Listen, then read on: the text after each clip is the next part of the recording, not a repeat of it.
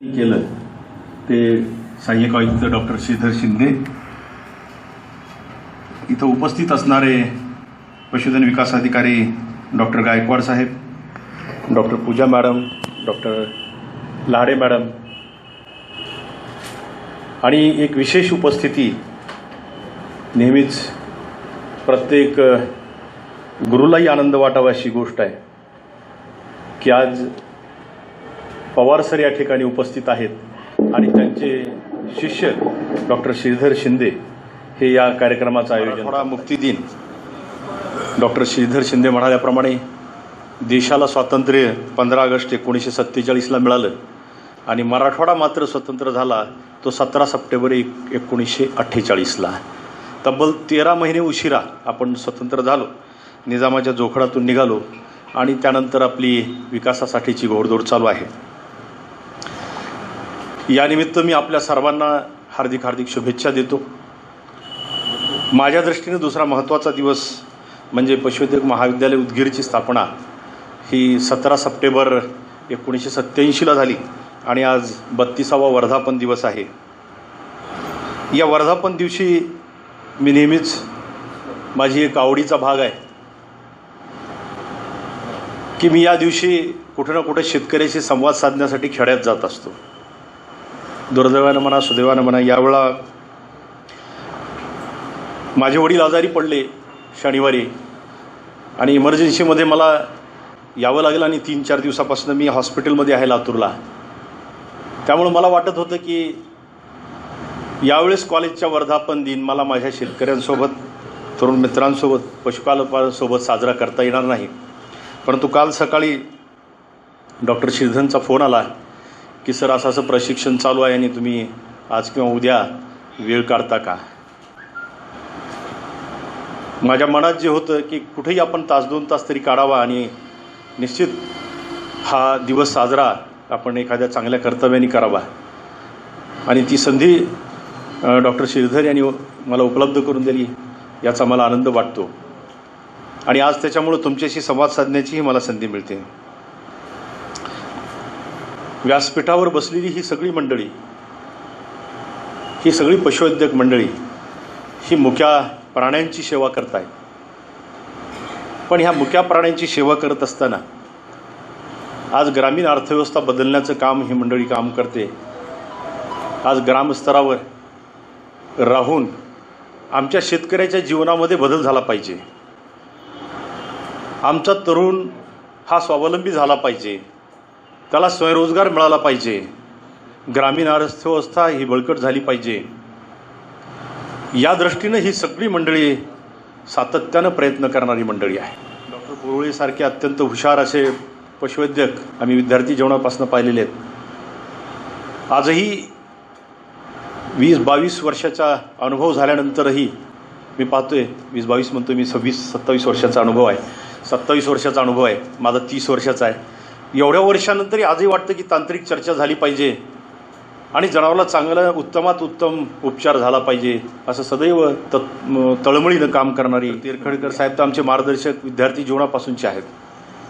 आजही इकडे येत असताना त्यांनी झेंडावंदन झाल्यानंतर दवाखान्याला व्हिजिट देऊन तिथले पेशंट काढून माझ्याबरोबर त्या ठिकाणी कालही आपल्याशी त्यांनी संवाद साधलेला आहे. अत्यंत प्रामाणिकपणे आणि निष्ठेने काम करणारी ही मंडळी आहे. आत्ताच डॉक्टर मुकुंदवार साहेबांनी डॉक्टर श्रीधरचं या ठिकाणी कौतुक केलं. चांगल्या गुणांचं आणि चांगल्या माणसांचं सदैव कौतुक झालं पाहिजे, कारण समाजामध्ये हीच माणसं प्रेरणा देणारी माणसं असतात. स्वतःसाठी जगणारी भरपूर मंडळी आहे या जगामध्ये. स्वयंकेंद्रित आणि विशेषतः आज अलीकडल्या काळात तर हा वाढता गुण आहे. परंतु हा स्वयंकेंद्रितपणा सोडून मी समाजासाठी माझं काहीतरी देणं आहे, मी समाजासाठी जगलं पाहिजे असा ध्येय आणि दृष्टिकोन ठेवून काम करणारे डॉक्टर श्रीधर आहेत आणि त्यांचं मला नेहमीच एक व्यक्तिगत पातळीवर त्यांच्याबद्दल नेहमी आकर्षण वाटतं. आजही तांत्रिक पातळीवरती ते सक्षम राहण्याचा सातत्यानं प्रयत्न करतात आणि आजच्याही या कार्यक्रमाचं जे स्वरूप सांगितलं, मी अनेक वेळा सोशल मीडियातनंही त्यांच्या उपक्रमाविषयी माहिती घेत असतो, बघत असतो आणि म्हणून मला याचा आनंद झाला की माझ्या हस्ते त्यांचा या ठिकाणी सत्कार केला. माझ्या मनातली इच्छा होती डॉक्टर साहेब की मुकुंदवार साहेब आणि ती आपल्यामुळं सार्थ झाली. कारण चांगल्या माणसाचं कौतुक करणं हे जिवंत समाजाचं लक्षण आहे आणि समाजाला चैतन्य यातूनच मिळत असतं. आणि मित्र हो, तुम्ही नशिबान आहात की अशा ठिकाणी ते आहेत आणि त्यांचं मार्गदर्शन आपणाला दैनंदिन जीवनामध्ये मिळतं आहे. आज आपण शाश्वत शेळीपालन या विषयावरती चर्चा करण्यासाठी इथं जमा झालो. निश्चितच या चर्चासत्रामध्ये अपेक्षा आहे की आपलेही काही प्रश्न असावेत आणि त्या प्रश्नाच्या अनुषंगाने मी माझं व्याख्यान हे मी आखलं पाहिजे, दिलं पाहिजे आणि आपल्या शंकांचं निरसनही माझ्या व्याख्यानातनं झालं पाहिजे. आज एकंदरीत जर आपण चित्र पाहिलं, ग्रामीण भागाचं जर चित्र पाहिलं, देशाचं चित्र पाहिलं, तर आज पशुधन आणि पशुसंगोपन हे केंद्रस्थानी आलेलं आहे. आज एकंदरीत जर देशाचा पशुसंवर्धन क्षेत्रातला जर विकास आणि आढावा जर आपण पाहिला, ही थोडी आकडेवारी आहे सुरुवातीला, परंतु नंतर मी आपल्या विषयाकडे येणार आहे. आपल्याला तरुण आहात म्हणून मला वाटतं की तुमच्यासमोर मांडलं पाहिजे की 1950-51ला ज्या देशाचं दूध उत्पादन हे फक्त 20 दशलक्ष टन एवढंच होतं, ते आज 176 दशलक्ष टनावरती गेलेलं आहे. एवढी उंच भरारी, एवढी मोठी भरारी ही आपण घेतलेली आहे. दुधाची उपलब्धता जिथं 135 ग्रॅम दर दिवशी प्रतिदिनी प्रति व्यक्ती एवढी होती, ती आज एवढी लोकसंख्या वाढल्यानंतर आज 135-36 कोटीला आपण गेल्यानंतरही आज प्रतिदिन भारतामध्ये जगापेक्षा जास्त दूध उत्पादन प्रत्येकासाठी दुधाची उपलब्धता आहे आणि ती दुधाची उपलब्धता ही 374 ग्रॅमपर्यंत गेलेली आहे. मेडिकल काउन्सिलच्या म्हणण्याप्रमाणे की फक्त 280 ग्रॅम दूध प्रत्येक व्यक्तीला मिळालं पाहिजे, परंतु आज दुधाची उपलब्धतासुद्धा आपल्यासाठी वाढलेली आहे. दुधाचं उत्पादनही वाढलेलं आहे. ही फार मोठी श्वेतक्रांती, धवलक्रांती आपण केलेली आहे. जगात जेवढं दूध उत्पादन होतं त्यातलं 20% उत्पादन एकट्या भारतात आहे. 20% उत्पादन एकट्या भारतात आहे आणि भारत गेल्या 98-99 पासून सातत्यानं 20-21 वर्ष झालं जगात दूध उत्पादनाच्या बाबतीत पहिल्या क्रमांकावरती आहे. दूध उत्पादनाच्या बाबतीत हे फार उत्कृष्ट असं चित्र आपल्यासमोर आहे. याही क्षेत्रात मोठा वाव आहे आणि आपण भविष्यामध्ये दूध उत्पादनात अग्रेसर होणं गरजेचं आहे. कारण आजही निर्यातक क्षमता भारताची जी आहे, जी आपण दूध निर्यात करतोय त्याला खूप मोठ्या मर्यादा आहेत. भारतामध्ये दुधाचा वापर मोठ्या प्रमाणावर आहे. दूध आणि दुग्धजन्य पदार्थाच्या निर्यातीला भविष्यामध्ये मोठ्या संधी आहेत आणि त्या दृष्टीने तोही व्यवसाय चांगला आहे, तोही आम्हाला जमता येण्यासारखा व्यवसाय. दुसरा महत्त्वाचा भाग आहे की आपण जे पशुचं संगोपन करतो ते आपल्या पशुजन्य पदार्थासाठी आणि प्रथिनासाठी म्हणून करतो. त्या दुधाबरोबर मांस आणि अंडी आली. अंड्याच्या बाबतीत सुद्धा आपलं आज जगामध्ये 3ऱ्या-4थ्या क्रमांकावरती आपण आज आहेत आणि जवळपास 95 दशअब्ज एवढं अंड्याचं उत्पादन आजही आपल्या देशामध्ये होतं आहे. मोठ्या प्रमाणावर आपण ह्या कुक्कुटपालनाच्या क्षेत्रातही ही भरारी घेतलेली आहे. तिसरा जो भाग आहे ज्यासाठी आपण पशुचं संगोपन करतो तो मांसाचा भाग आहे. सगळेच जण मांस खातात अशातला भाग नाही, सगळेच अंडी खातात अशातला भाग नाही, परंतु आजही आपल्या देशामध्ये मोठ्या प्रमाणावर मांसाहार करणारा वर्ग आहे आणि ती गरज आहे. आणि विज्ञान पण म्हणतं की प्रतिदिनी प्रति माणसाला 28 ते 30 ग्रॅम मांस मिळालं पाहिजे. वर्षात 180 ते 182 अंडी मिळाली पाहिजेत, म्हणजे दर दिनी अर्धा अंड आपल्या खाण्यात आलं पाहिजे, म्हणजे 2 दिवसात 1. आणि दर दिवशी 30 ग्रॅम मांस आपल्या आहारामध्ये आलं पाहिजे. हे शास्त्रीयदृष्ट्या इंडियन काउन्सिल ऑफ मेडिकल रिसर्चने सांगितलेलं आहे. कारण प्राणीजन्य प्रथिनं ही अत्यंत दर्जेदार प्रथिनं आहे. नेहमी स्पर्धा असते वनस्पतीजन्य आणि प्राणीजन्य प्रथिनाच्या बाबतीत आणि आपली चर्चा होत असते, परंतु वनस्पतीजन्य प्रथिनापेक्षा प्राणीजन्य प्रथिनं ही अतिशय उत्तम आहेत, दर्जेदार आहेत. त्यामध्ये असणारे अमिनो आम्ल, अत्यावश्यक अमिनो आम्ल ही उत्कृष्ट दर्जाची आहेत आणि त्यामुळं वनस्पतीजन्य प्रथिनापेक्षा प्राणीजन्य प्रथिनं ही चांगली मानलेली गेलेली आहेत आणि म्हणून आपल्या आहारामध्ये ती दररोजच्या आहारामध्ये असली पाहिजेत आणि ती आपल्याला दूध, मांस आणि अंड्याच्या स्वरूपात मिळत असतात.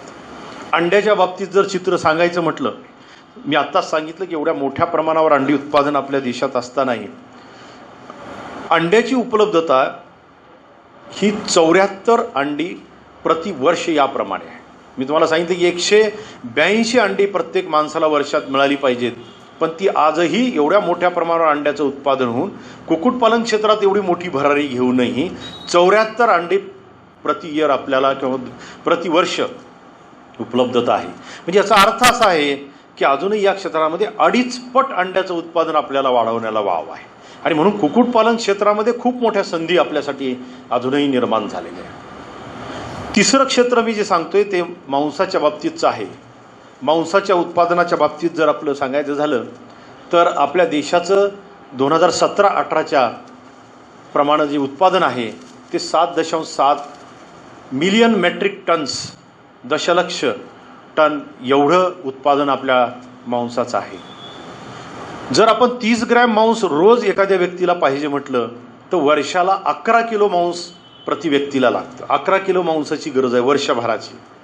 मात्र आज आपल्या देशाचं जर चित्र पाहिलं, मांसाचं उत्पादन अत्यंत कमी आहे आणि प्रति व्यक्ती मांसाची उपलब्धता ही आता कुठं 400 ग्रॅमपर्यंत गेलेली आहे. म्हणजे मांस उत्पादनामध्ये अजूनही आपणाला तिप्पट उत्पादन करायचे, तिप्पट झालं पाहिजे. आज जे उत्पादन आहे 7.7 ते आपणाला ते 21-22 वरती नेलो तर आपल्या देशातील लोकांच्या मांसाची आजची गरज भागवली जाते. वाढत्या लोकसंख्येचा विचार न करता मी सांगतोय. आणि म्हणून मांस उत्पादनाच्या क्षेत्रामध्ये आम्हाला कितीतरी मोठ्या प्रमाणावरती संधी आम्हाला उपलब्ध आहे. हे का सांगतोय पार्श्वभूमी, आपणाला हे जर माहीत झालं की इथं संधी आहेत, इथं गरज आहे, समाजाची गरज आहे, देशाची गरज आहे, तर त्या क्षेत्रामध्ये आपणाला काम करण्याला वाव आहे. आज एकंदरीत जे मांस उत्पादन आपल्या देशामध्ये होतं त्यामध्ये 50% वाटा हा कोंबड्यांचा आहे. आजही सगळ्याला चिकन आवडतं आणि चिकनच 50% हे मांस आपल्याला उपलब्ध होतं. म्हशीचं मांस बऱ्याच भागामध्ये वापरलं जातं आणि त्याची उपलब्धता ही 19% आहे. म्हणजे 50% कुक्कुट आणि 19% हे म्हशीचे मांस आहे आणि 13% जवळपास 13.94% हे शेळ्यांचं मांस आपल्या इथं उपलब्धता आहे आणि साधारणतः 6.94 म्हणजे 7% मेंढ्याचं मांस खाल्लं जातं. हे सांगत असताना मला सांगायचं की शेळ्यांचं मांस आजही 3ऱ्या क्रमांकावरती आहे उत्पादनाच्या बाबतीत आपण पाहिलं. आणि आज तुम्हाला सर्वांना माहिती आहे की देशभर कोंबड्यानंतर शेळ्याच्या मांसाला मागणी आहे. किंबहुना अनेक ठिकाणी मधल्या काळामध्ये जो प्राणीजन्य आजार आला त्यानंतर शेळ्याच्या मांसाला मोठी मागणी वाढलेली. गोमांस आणि गोहत्येला बंदी आहे आणि भारताच्या बहुतांश भागामध्ये गोमांस खाल्लं जात नाही परदेशात जरी असलं, पण 4% लोक उपलब्धता जी गोमांसाची आजही देशात आहे. मी तुम्हाला एक सांगतो की हे देशाचीच गरज, आज आमच्या मांसाची गरज भागली जात नाही. अशा परिस्थितीमध्ये आम्ही मांसजन्य पदार्थ फार कमी प्रमाणात आम्ही एक्सपोर्ट करतोय, निर्यात करतोय.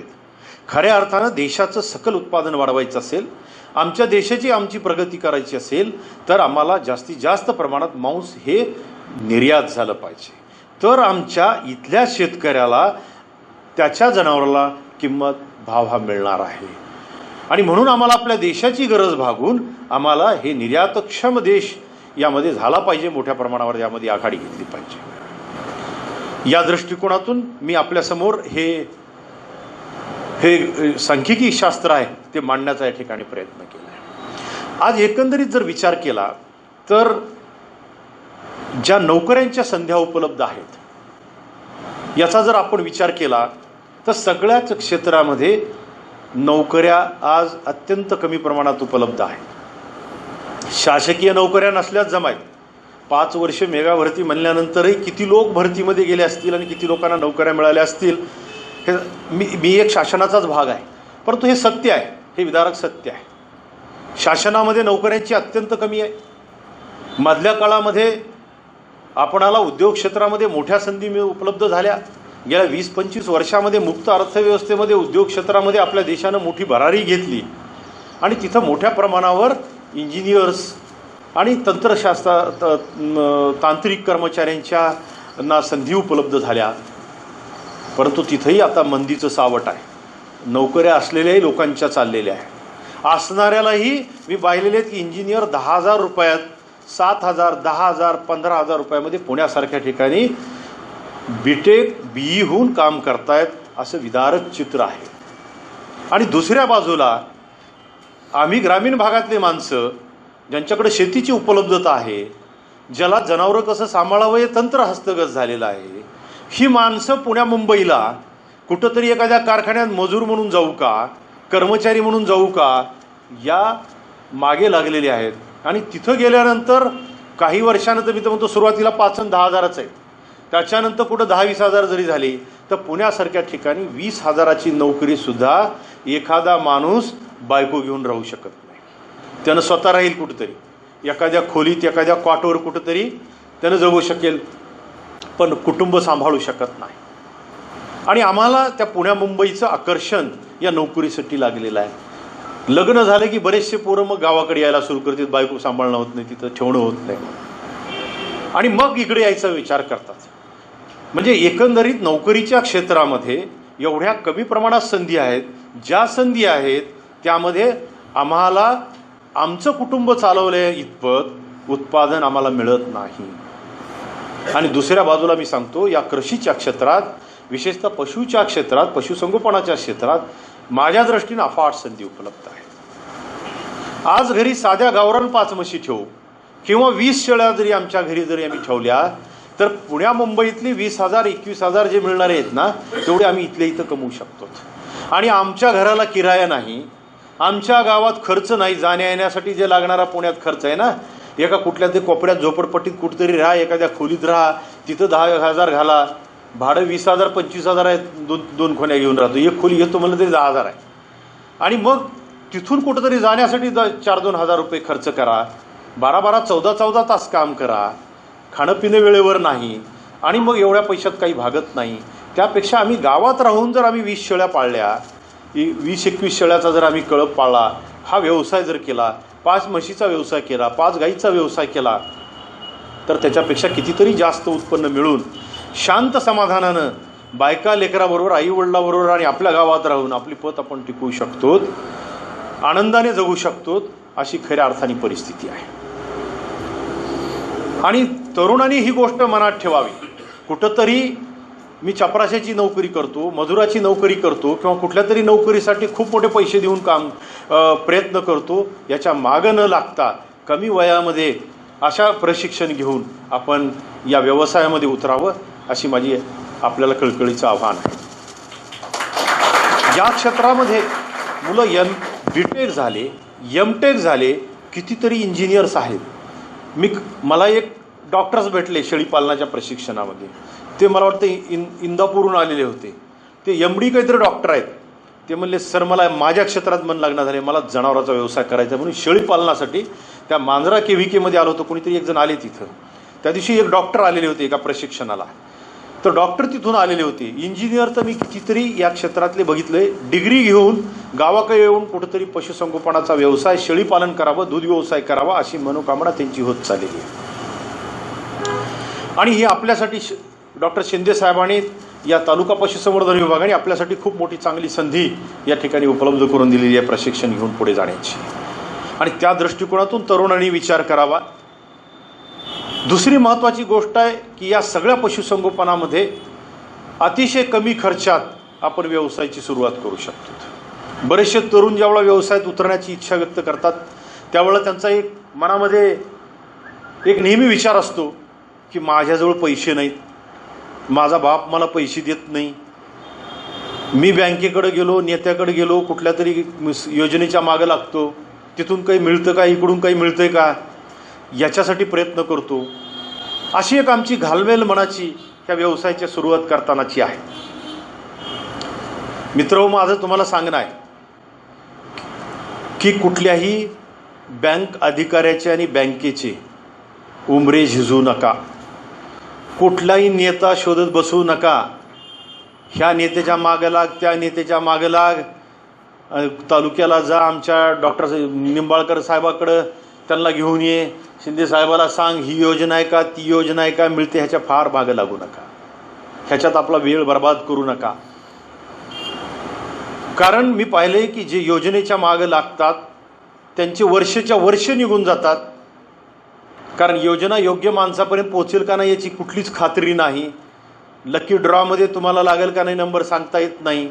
औसा तालुक्यामध्ये 100 गावं असतील, 100 गावामध्ये 10 लोकाला योजना असते.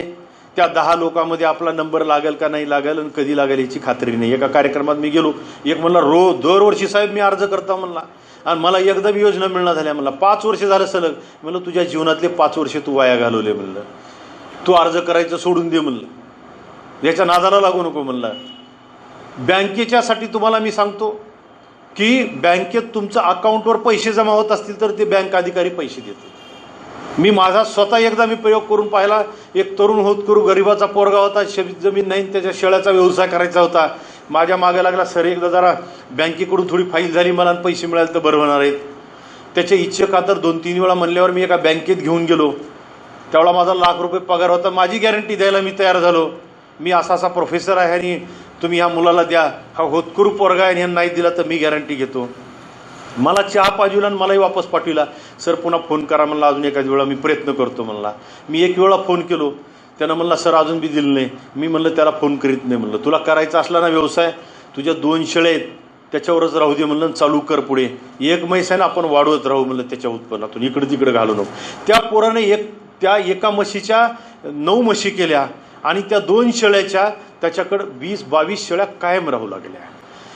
त्यानं एकही पैसा बँकेचा घेतला नाही, एका योजनेच्या मागे लागला नाही. मात्र 20-21 शेळ्या झाल्यावर आमच्या खात्याकडनं एक त्याला योजना गॅरंटी आहे म्हणून दिली. प्रत्येकाला वाटतं की ते यशस्वी असलेला गोठ्याला द्यावं किंवा यशस्वीपणे जो काम करतोय त्याला मदत मिळाली पाहिजे.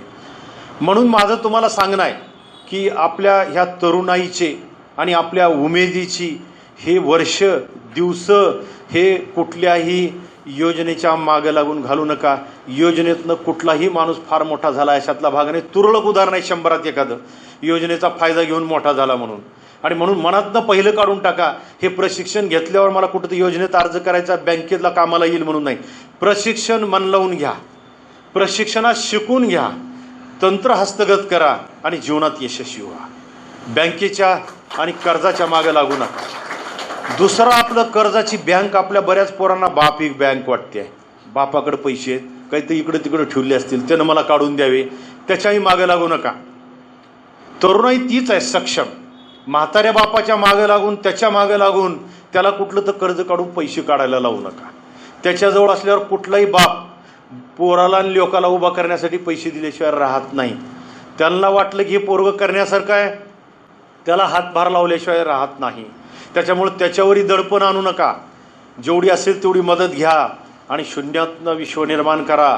आजही जगातली सर्वात श्रीमंत व्यक्ती ही अंबानी आहेत, मुकेश अंबानी आहेत. त्यांचे वडील धीरूभाई अंबानी आहेत. तुम्हाला माहीत असेल धीरूभाईंनी पेट्रोल पंपावर काम केलेलं आहे, पेट्रोल पंपावर. आणि म्हणून जीवनात यशस्वी व्हायचं असेल तर आपणाला स्वतःच्या पायावरती दृढ निश्चयानं मेहनतीनं पुढे गेलं पाहिजे. ही आमची मनोवृत्ती आणि मानसिकता पहिल्यांदा बदलण्याची गरज आहे. तुम्ही ज्याही क्षेत्रात जाल तिथं निश्चित तुम्ही यशस्वी झाल्याशिवाय राहणार नाही. आणि आजही अशा अनेक उदाहरणं आहेत की जी माणसं शून्य त्यांच्याकडे उत्पन्न होतं, त्यांना कुठलंही पाठबळ नव्हतं, असे कितीतरी माणसं उभा टाकलेली मी माझ्या आयुष्यामध्ये तरुण मुलं पाहिलेली आहेत. या सगळ्या क्षेत्रामध्ये मी पाहिलेली आहेत. आणि म्हणून एकदम मोठं व्हायचं स्वप्न बघू नका. जी माणसं हळूवार मोठे होतात ना ते दीर्घकाळ मोठे म्हणून राहतात. ज्यांना लवकर मोठं व्हायचं स्वप्न पडते ना त्यांचा स्वप्नभंग होतो. स्वप्न मोठं ठेवायचंय, परंतु त्या स्वप्नासाठी जिद्दीनं पुढे जायचंय. आणि त्या दृष्टीनं आपणाला दूध व्यवसाय असेल, कुक्कुटपालनाचा व्यवसाय असेल, शेळीपालनासारखा व्यवसाय असेल, त्या व्यवसायामध्ये उतरायचे. आपल्याला ग्रामीण भागातून आलेल्या मुलांना, व्यक्तींना कुठल्याही व्यवसायात कुठलीच अडचण येत नाही. कारण आमची ग्रामीण भागात राहिल्यामुळं आमची कष्ट करण्याची तयारी आहे, प्रामाणिकपणे काम करण्याची तयारी आहे, निष्ठेनं काम करण्याची तयारी आहे. कमी उत्पन्न मिळालं तरी समाधान मानणारी आमची वृत्ती आहे. यातनंच आम्ही पुढे जाणार आहोत. आणि आजच्या या अनुषंगानं शेळीपालनाच्या क्षेत्रामध्ये हे सगळं सांगण्याचं तात्पर्य असं होतं की शेळीपालनामध्ये मांस उत्पादनासाठी फार मोठ्या संधी उपलब्ध आहेत. या क्षेत्रामध्ये आजही आपणाला खूप मोठा वाव आहे. आणि आपल्या ग्रामीण भागातल्या लोकांना हा करता येण्यासारखा व्यवसाय आणि तरुणांसाठी हा एक खऱ्या अर्थाने वरदान ठरणारा हा व्यवसाय आहे. आता या व्यवसायामध्ये अनेक जण उतरलेली आहेत. विशेषतः सुशिक्षित तरुण मंडळी या व्यवसायाकडे आकर्षित होते आणि उतरते. आणि या व्यवसायामध्ये जेवढे उतरले ना, त्यातले मी बघितलेल्या 80-90% लोकांनी फार्म बंद केलेले आहेत. मी मुद्दाम हे सांगतोय. मी तुम्हाला सांगतो की अपयश ही यशाची पहिली पायरी आहे म्हणतात. मग ज्या माणसाला अपयश कशामुळे येतं हे कळालं तर तो माणूस जीवनामध्ये यशस्वी होतो. कारण अपयशाची कारणं आपल्याला टाळता आली पाहिजेत, तरच आपण आपल्या जीवनामध्ये यशस्वी होतो. मी पाहिलेल्या अनेक लोकांचे महाराष्ट्रभर अनुभव घेतलेले आहेत. आणि अनेक लोकांनी शेळीपालनाच्या व्यवसायात उतरले आणि 1-2 वर्षामध्ये आपला गोठा बंद करून टाकला. शेड रिकामे पडले आणि धंदा सोडून दुसरीकडे निघून गेले. परवडत नाही म्हणून गेले. कशामुळे चुकले? कुणाला सांगता येईल कशामुळे चुकले? योग्य मार्गदर्शन नाही. अतिशय महत्त्वाची गोष्ट आहे की शेळी पालनाचं प्रशिक्षण घेतलेलं नाही. कुठल्या तरी एखाद्या ॲडव्हर्टाईज करणाऱ्या कंपनीनं जिथं कुठलाच तज्ज्ञ बरोबर मार्गदर्शक नाही, ॲडव्हर्टाईज करून मोठ्या प्रमाणावर पैसे घेऊन साधारण मार्गदर्शन करून असेही काही लोकांनी तर प्रशिक्षणच घेतलं नाही. काही लोकांनी ज्ञान नसलेल्या लोकांकडून प्रशिक्षण घेतलं. फक्त आणि भूलतापाला बळी पडले की 2 वर्षात दुप्पट, बँकेत 5 वर्षात 7 वर्षात दुप्पट होतात. शेळीपालन केलं की 2 वर्षात दुप्पट होतात. शेळीपालनासारखा सुंदर व्यवसाय कुठलाच नाही म्हणून उडी घेतलेले लोक बिना प्रशिक्षण. नंबर 2, शेळीपालनाचा कुठलाच अनुभव नाही. काल्पनिक गणितं केली, कागदावरची गणितं केली आणि ती गणितं खूप चांगली वाटली आणि म्हणून त्या व्यवसायात उतरला प्रशिक्षण न घेता. ही पहिलं आणि महत्त्वाचं कारण आहे. दुसरं महत्त्वाचं कारण मला जे दिसून आले, कोणी सांगेल का? कुठल्याही व्यवसायामध्ये अधिक गुंतवणूक करणे. तरुणाईनं काय केलं? प्रत्येक मस्त करावी वाटते आपल्याला, झकास चांगली झाली पाहिजे, शानदार झाली पाहिजे, लोकांनी वा म्हणलं पाहिजे, बघितलं पाहिजे आणि म्हणून वाटतंय घर बी बांधायचं तर शानदार बांधायचं, पैसे असो की नसो कर्ज काढून बांधायचं. तसं गोठा पण तसाच करायचा, शानदार गोठा, खूप खर्च, पहिलंच गुंतवणूक. आपल्याजवळ पैसे नाहीत आणि 4 लाख 5 लाख 10 लाख त्या गोठ्यात गुंतवून टाकायचं. मोठी गुंतवणूक कुठल्याच व्यवसायामध्ये फायदेशीर नसते.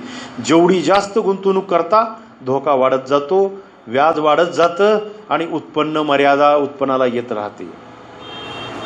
अधिक प्रमाणात गुंतवणूक केली लोकांनी, शेडवरती गुंतवणूक केली. तिसरी गोष्ट आहे, व्यवसाय करताना टप्प्याटप्प्यानं करायला पाहिजे. परंतु आमच्या लोकांना एकदम मोठं व्हायचंय ना स्वप्न. 100चाच गोठा करायचा, 50चाच गोठा करायचा. पैसे इकडून तिकडून काढलेले आहेत, नाही तर स्वतःजवळचे आहेत पैसेवाल्या लोकांचे. आणि एकदम 50 बाजारातून शेळ्या आणल्या, 100 शेळ्या आणल्या आणि टाकल्या गोट्यामध्ये आणि मग व्यवसायात यशस्वी व्हायचे. लवकर उत्पन्न जास्त झालं पाहिजे, कॅल्क्युलेशन, कागदावरचे गणितं. ही झाली तिसरी महत्त्वाची गोष्ट. आणि चौथी गोष्ट, कुठलाही व्यवसाय करण्यासाठी एक नियोजन लागतं. हा शेळीपालनाचा व्यवसाय असा नाही बँकेत पैसे ठेवल्यासारखं, कागदाच्या नोटा बँकेत टाकून दिल्या आणि 5 वर्षानं काही न करता दुप्पट झाल्या किंवा 7 वर्षानं दुप्पट झाल्या, असं कधीच होत नाही. हा जिवंत प्राणी आहे, याला संगोपन करावं लागतं आणि संगोपन करण्यासाठी चारा लागतो, खाद्य लागतं. ह्या खाद्याचं नियोजनच नाही. असा पाहिला मी माणूस, मला जागा आहे आपल्याकडं, मस्त शेड बांधलं, शेळ्या हे केल्या आणि शेळ्या मारायला सुरू झाल्यावर मला अशा अनेक लोकांनी शेळ्या मारायला लागल्यावर बोलवलेल्या आहेत, शेळ्याचे पिले मोरू लागल्यावर बोलवलेले आहेत. त्याच्या आधी बोलवत नाहीत. मला या विषयातला तज्ज्ञ म्हणून फक्त जनावरांच्या आजारावर उपचार करण्यासाठी, मृत्यूखोरी म्हणून याच्यासाठी बोलवायचे. असा एक गोठा होता की ज्या गोठ्यावरती मी गेलो, सर म्हणले एवढ्या शेळ्या आणल्या, मी आणला एवढा गोठा आणला, 6 महिने झाले म्हणले सुरू करून. त्यांच्याकडे जागा 1-1.5 एकरची होती आणि त्या जागेमध्ये मोठं शेड वगैरे उभा टाकलं आणि शेळ्या जन्म